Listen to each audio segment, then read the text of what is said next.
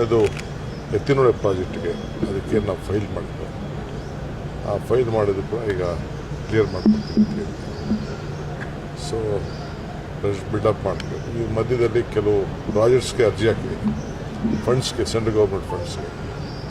ಈಗ ಪಾರ್ಲಿಮೆಂಟ್ ನಡಿಬೇಕಾದ್ರೆ ಒಂದು ಸತಿ ಹೋಗಿ ಎಲ್ಲ ಎಂ ಪಿಸನ್ನು ಕರೆದು ಆ ಸಂಬಂಧಪಟ್ಟಂತೆ ಎಂ ಪಿಸ್ಗೆ ಮತ್ತು ಎಲ್ಲರಿಗೂ ನೀವೆಲ್ಲ ಒಟ್ಟಿಗೆ ಸೇರಿ ಸಹಾಯ ಮಾಡಬೇಕು ಅಂತ ರಿಕ್ವೆಸ್ಟ್ ಮಾಡ್ತೀನಿ. ಸರ್, ಎತ್ತಿನಹೊಳೆ ಯೋಜನೆ ವಿಚಾರವಾಗಿ ಲಕ್ಕನಹಳ್ಳಿಯಲ್ಲಿ ಡ್ಯಾಮ್ ಕಟ್ಟೋಕ್ಕೆ ಸಾಕಷ್ಟು ವಿರೋಧ ವ್ಯಕ್ತವಾಗ್ತಿದೆ ಸರ್.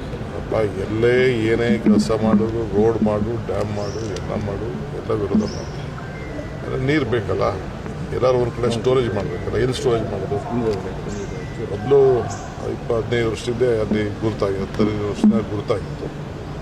ಈಗ ಅಲ್ಲೂ ಸ್ವಲ್ಪ ತೊಗೊಳ್ಳೋದು ಅಂತ ಪಕ್ಕದಲ್ಲೂ ಕೂಡ ಲಕ್ಕನಹಳ್ಳಿ ಒಂದೇ ಅಲ್ಲ, ನಾವು ಕೊರಟಗೆರೆನೂ ಕೆಲವು ಭಾಗನ ತೊಗೋಬೇಕು ಅನ್ನೋದು. ಯಾಕೆ ನೀರು ಹೆಂಗೆ ಹರಿತದೆ ಅಂತ ಹೇಳೋಕ್ಕಾಗಲ್ಲ.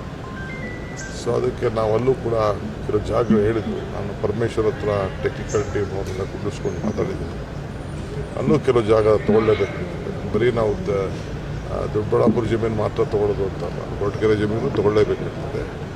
ಅದನ್ನು ನೆಕ್ಸ್ಟ್ ಕ್ಯಾಬಿನೆಟ್ಗೆ ನಾನು